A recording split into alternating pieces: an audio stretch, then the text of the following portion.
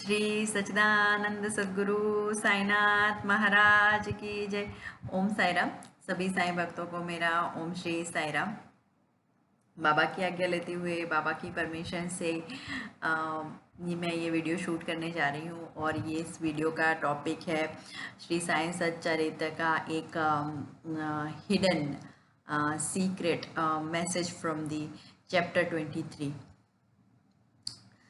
तो जो सच्चरित्र का अध्ययन करते हैं जो भी भक्त वो जानते हैं कि पूरा श्री सच्चरित्र हिडन मैसेजेस स्पिरिचुअल मैसेजेस से भरा है। और मेरी लाइफ ही श्री साईं सच्चरित्र है, लाइफ का बेस श्री साईं सच्चरित्र है। I apply all the teachings of Shri Sai Satcharitra in my life and I keep doing Sri Sai Satcharita Saptah Parayans in 3 days Parayans and 1 day Parayan as well. So Baba keep revealing this hidden and secret spiritual messages from the Satcharitra. तो सच्चरित्र में से बाबा ये सारे hidden secret spiritual messages मेरे से reveal करते हैं। तो वही एक चैप्टर नंबर 23 का मैसेज में जो बाबा ने मुझे बताया है और सिखाया है समझाया है वही मैं आप लोगों के साथ शेयर करने जा रही हूँ। तो चैप्टर नंबर 23 जिसमें एक पैराग्राफ है गुरु भक्ति आज्ञा। तो ये पैराग्राफ है जिसमें 3 कैटेगरीज में शिष्यों को दर्शाया गया है। तो इसमें एक बकरी की कथा है जो मैं बोल के बताऊंगी और उसके बाद उसके अंदर का हिडन सीक्रेट मैसेज बताऊंगी। तो ये कथा में है कि जब कॉलेरा चल रहा था तो शिरडी में ऐसे ठहराव हुआ था कि कोई बकरे को हलाल नहीं करेगा। और उसी वक्त द्वारकामाई में कोई बकरा बूढ़ी बकरी लेके आया। तो जब वो बकरी लेके आया तो बाबा ने कहा, बड़े बाबा जिसको बड़े बाबा कहते हैं, बाबा के पास जो बैठते थे, उनको बाबा ने कहा कि बकरे को हलाल करके उसको मेरी बकरे की बलि मुझे दो। तो बड़े बाबा ने साफ इनकार कर दिया कि उसको क्यों मारना चाहिए। तो उन्होंने बाबा की आज्ञा का पालन नहीं किया। दूसरा नंबर आया श्यामा गुरुजी का।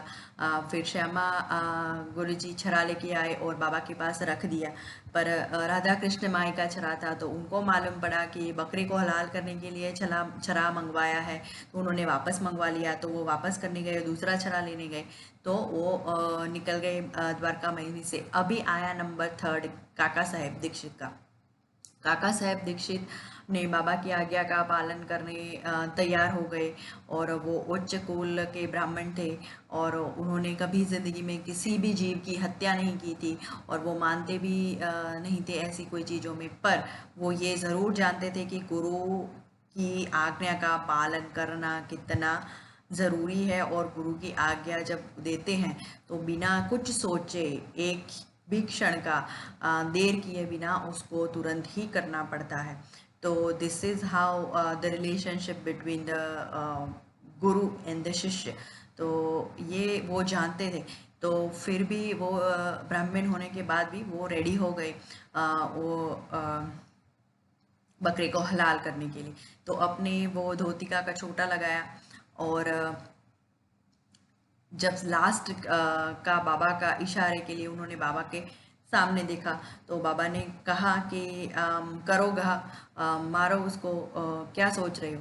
तो फिर वो हाथ जैसे उनकी बलि देने के लिए हाथ नीचे ही कर रहे थे। तुरंत ही बाबा ने बोला कि रुको रुको, ऐसे तुम बड़े ब्राह्मण बनते हो, कैसे हो तुम, रुको, ऐसे बोला बाबा ने। और फिर उन्होंने कहा कि हम और कुछ नहीं जानते, हम तो सिर्फ आपकी आज्ञा का पालन करना जानते हैं, अच्छा बुरा भला हम कुछ नहीं जानते, आप हमारे गुरु हैं तो हमें तो सिर्फ आपकी आज्ञा का पालन करना है। फिर बाबा ने कहा कि इसकी बलि मैं खुद ही दूंगा, मैं खुद ही इसकी व्यवस्था करूंगा। और फिर वो उसको लेके तातिया सॉरी तकिया करके एक जगह है वहाँ ले जा रहे थे और वो बीच में रास्ते में ही उसका अंत हो गया, बकरे का उसका देहांत हो गया। तो ये कथा इसमें बताई है और ये सभी जानते हैं जो ऑलरेडी उसमें लिखा है। अभी इसमें सीक्रेट एंड हिडन मैसेज क्या है? तो इसमें सीक्रेट और हिडन मैसेज ये है कि अ, बकरा बकरा हमारे अहंकार का प्रतीक है। मैं पूरा वक्त बकरा मैं करता रहता है और हम भी ऐसे ही करते रहते हैं कि मैंने ये किया, मैं ये करूँगा, मैं ये करने वाला हूँ। तो this is what we do in actual में। We are just part of the universe. हम इस पूरे यूनिवर्स के एक छोटा सा हिस्सा है और जो भी है वो ईश्वर की, बाबा की सब प्लान है और उसमें हम अपना छोटा सा पार्ट निभा रहे हैं। तो हम इसमें कुछ कर नहीं रहे होते, फिर भी हम यही सोचते हैं, मैं ही करते रहते हैं कि मैंने ये किया, मैं ये करूँगा, मुझे ये करना है। तो दिस मैं इज़ द ईगो एंड ये बकरा एक अहंकार का प्रतीक है इधर इस कथा में। तो अ, फिर ऐसे हुआ कि ये अहंकार का जो बकरा प्रतीक है, इसमें ये पूरी लीला में काका साहेब दीक्षित का जो थोड़ा भी अहंकार बच गया था, उसको बाबा कह रहे हैं कि इसको हलाल करके इसकी बलि मुझे दो। तो वो ये पूरी कथा एक लीला बाबा ने भक्तों के लिए की थी और ये इसमें इसलिए लिखी गई है हेमाड पंत के द्वारा कि ये पूरा सच्चाई ऐसा ही है कि ये हमारे हिडन मैसेजेस हैं, इसमें हम लोग हैं, हम काका साहेब दीक्षित हैं, हम ही सारे भक्त हैं इसमें और बाबा हमारे गुरु हैं। तो ये लीला हमें समझाने के लिए की गई है। जो बकरा है वो अहंकार का प्रतीक है और बाबा ने कहा कि इसको हलाल करके इसकी बलि मुझे दो। मतलब आपका अहंकार जो भी रह गया है, जो भी रह गया है कि मैं ब्राह्मण हूँ और थोड़ा बहुत जो अहंकार है वो रह गया है, वो मेरे उसको हलाल करके मुझे दो। तो इसमें ऐसे हुआ कि वो रेडी हो गए हलाल करने के लिए। मतलब कि जब शिष्य जब रेडी होता है अपने आप को सरेंडर करने के लिए बिना कुछ सोचे, जो भी हमारे गुरु कहते हैं, जो भी हमसे करवाते हैं, वो हमारे लिए सोचने की बात ही उसमें बाकी नहीं रहती। जो बोलते हैं वो हमें कर ही देना है क्योंकि वो हमारे लिए ही अच्छा होता है, इसमें सोचने का कोई ज़रूरत ही नहीं होता। ये काका साहब को मालूम था। तब जब उन्होंने ये सरेंडर किया तो बाबा ने उन्हें ये कर्म नहीं करने दिया, उन्हें बकरे को हलाल नहीं करने दिया। और क्योंकि उनका विश्वास था, उनका पूरा विश्वास था कि बाबा मुझसे अगर ये कर्म करवा रहे हैं तो उसके पीछे जरूर कोई कारण होगा, क्योंकि मैं नहीं जानता, बाबा मेरे गुरु हैं, उसके पीछे अवश्य ही कोई कारण होगा। तो उन्होंने बोला है तो मेरा जो भी कर्म है, मैं वो उसकी जिम्मेवारी बाबा की है। उसको मारे या कुछ भी करे, उसके जो वो दोष लगेगा तो वो बाबा जानते हैं कि उसको क्यों बोल रहे हैं। ये बाबा बोल रहे हैं मेरे को बलि देने का, मतलब वो जानते हैं, तो मेरे को तो सोचना ही नहीं है। तो सिर्फ हमारे साथ भी ऐसा ही है। तो हमें जब बाबा कुछ कहते हैं तो हमें सोचना ही नहीं होता, हमें सिर्फ और सिर्फ बाबा की आज्ञा का हम पालन करना रहता है। तो इधर जैसे ही उन्होंने सरेंडर किया तो बाबा ने कहा रुको रुको रुको, मैं खुद इसका मैं खुद ही इसकी बलि ले लूँगा, मैं खुद ही इसको व्यवस्था करता हूँ हलाल करने की, मैं खुद ही करता हूँ। ये क्या बोले बाबा कि मैं खुद ही करता हूँ? मतलब कि बाबा ने कहा कि तुम्हारा जो अहंकार है, तुमने जैसे ही सरेंडर किया, काका साहब दीक्षित ने जैसे ही सरेंडर किया तो बाबा ने टेक ओवर कर लिया कि I will do the rest. मैं बाकी का जो भी काम है वो मैं करूँगा। I will not let you do the that thing. मैं तुम्हें वो कोई कार्य नहीं करने दूंगा, तुम्हें सिर्फ सरेंडर करना है। बाकी के जो तुम्हारे कार्य हैं वो मैं करूँगा, मैं ही बलि देने का काम करता हूँ, ऐसा बोला बाबा ने। अब रुको रुको, मैं करता हूँ। मतलब कि तो सरेंडर किया तो बाबा ने उनका ईगो छीन लिया और पूरा ही बोला कि मैं काम करूँगा ये। अभी आगे आता है कि जैसे ही उसको ले जा रहे थे तकिए के स्थान पे, तो वो बीच में मर गई, बकरी मर गई। तो ये क्या है, ये लास्ट पार्ट क्या है? ये पार्ट ये है कि जैसे ही ईगो को बाबा का स्पर्श हुआ जैसे ही काका साहब की ईगो को, मतलब जैसे ही हमारे ईगो को बाबा का स्पर्श होता है तो वो मर जाता है। मतलब इधर ये ऐसा है कि जैसे ही बाबा ने उनके ईगो को टच किया, बकरी अपने आप ही मर गई। हमें कुछ करना ही नहीं पड़ता, हमें सिर्फ बाबा की आज्ञा का पालन करना है।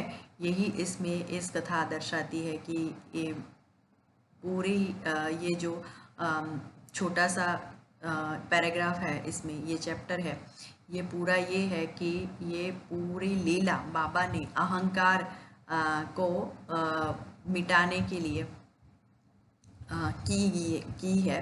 और ये कथा इसलिए इसमें लिखी भी सच्चरित्र में, पूरे सच्चरित्र में इसलिए लिखी गई है इस चैप्टर में कि ये अहंकार को, ईगो को सरेंडर करने का कथा है। जैसे ही काका साहब दीक्षित ने बाबा का बात सुना, माना और करने लगे, तो बाबा ने उनका अहंकार छीन लिया। जो बकरा है वो हमारे अहंकार का प्रतीक है।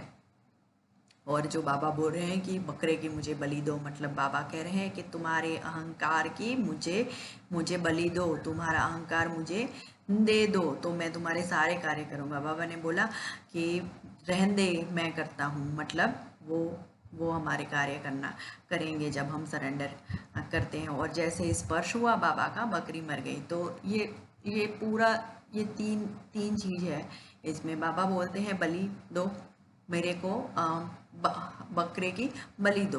तो बकरे की बलि मतलब अहंकार की बलि काका साहब देने को रेडी हो गए। और जैसे ही वो रेडी हो गए, उन्होंने बाबा ने कहा कि रुक जाओ, मैं करूँगा।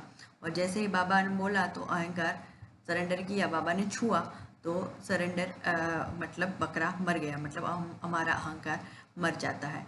तो this chapter is this the hidden message of this chapter, this Leela, this particular Leela of the बकरा हलाल करने की जो लीला है, इसका ये मतलब है कि काका साहब दीक्षित के अंदर जो थोड़ा अहंकार रह गया था, जो ये दर्शाता है, इसमें ये लिखा है कि वो बकरी बूढ़ी थी और मरने वाली थी।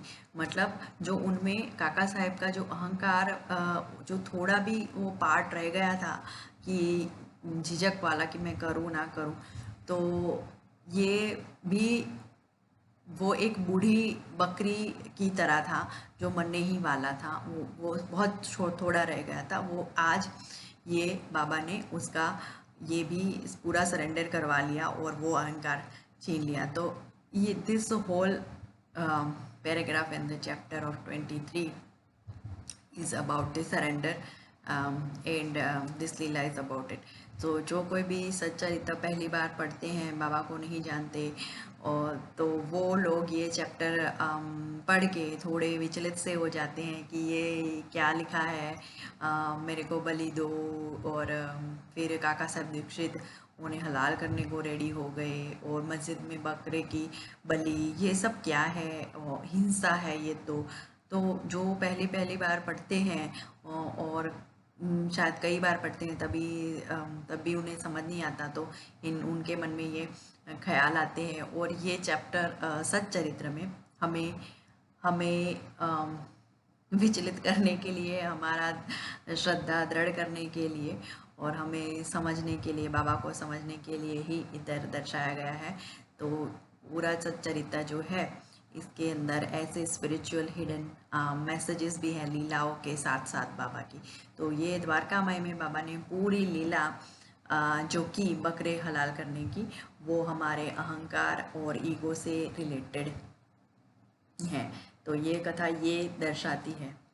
तो this is what I have understood, and Baba have decoded this very spiritual message and relationship between the guru and the shishya.